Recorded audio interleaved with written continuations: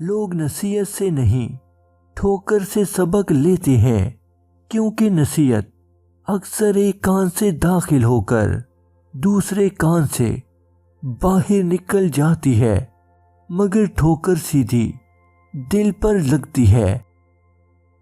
जो मुसीबत हमें अल्लाह से दूर करे वो सज़ा होती है, और जो मुसीबत हमें अल्लाह से करीब करे वो आजमाइश होती है।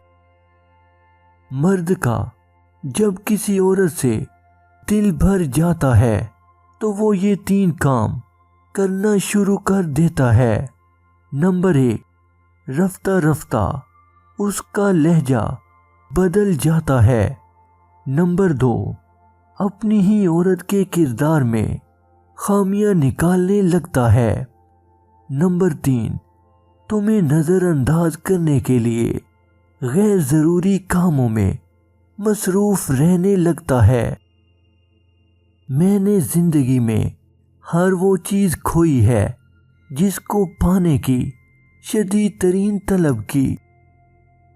एक असूल बना लें अपनी ज़िंदगी में कि मत भागो उनके पीछे जिनको तुम्हारी कदर नहीं।